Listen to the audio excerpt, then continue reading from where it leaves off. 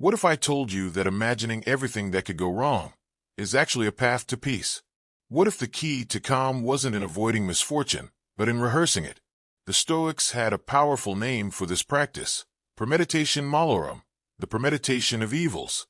And no, it's not about pessimism. It's about preparation. It's about seeing clearly before life forces you to. In this episode, we'll dive deep into this ancient tool of mental resilience and how you can use it daily to face life's chaos with clarity, calm, and courage. Part 1. What is Premeditatio Malorum? Premeditatio Malorum literally means the premeditation of evils. The Stoics practiced imagining what could go wrong in the future, not to dwell in fear, but to build inner armor. Marcus Aurelius, the Roman emperor and philosopher, wrote, "Begin each day by telling yourself, 'Today I shall meet with interference, ingratitude, insolence, disloyalty, ill will, and selfishness.'" Why? Because by expecting the challenges, you won't be surprised or unprepared when they arrive.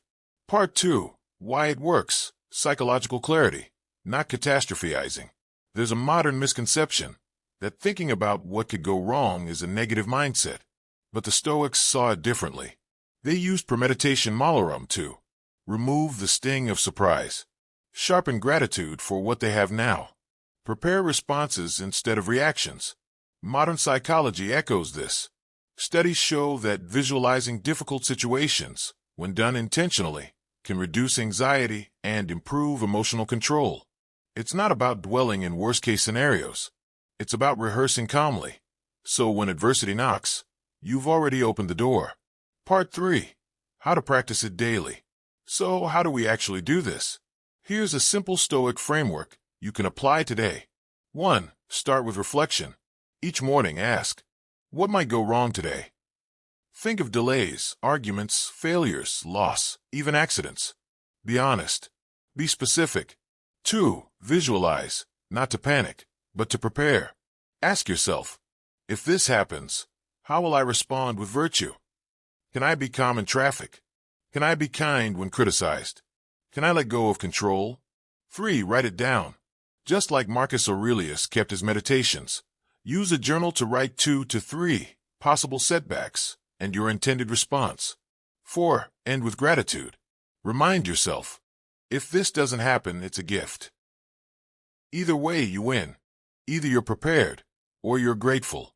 Part 4. What Stoics really feared. Hint, not misfortune. Here's the twist. Stoics didn't fear hardship. They feared unpreparedness. Epictetus taught, it's not things that upset us, but our judgment about things. Premeditatio Malorum allowed them to strip misfortune of its emotional weight. They rehearsed the fire before it burned. They didn't obsess over what could go wrong. They practiced what they would do if it did. It's not negative thinking. It's clear thinking. Part 5. Everyday applications in modern life. Let's make this real. Before a big meeting, visualize someone challenging your ideas. Stay grounded. Respond with reason, not ego. Before a trip, imagine delays, missed flights, or lost luggage. Still grateful? Still centered? In relationships, think of moments of misunderstanding. Will you meet them with patience or pride? Even practicing temporary discomfort, like cold showers or skipping a luxury, trains the mind for unpredictability. Small drills, big gains. So why practice Premeditatio Malorum? Because when the worst doesn't happen, you appreciate life more deeply. And when it does, you meet it with strength. You don't flinch. You don't collapse. You act. The Stoics didn't rehearse pain to suffer it twice. They rehearsed it once, so they could master it when it arrived. Clarity over chaos. Preparedness over panic. Peace over surprise. That's the power of Premeditatio Malorum. Try it tomorrow.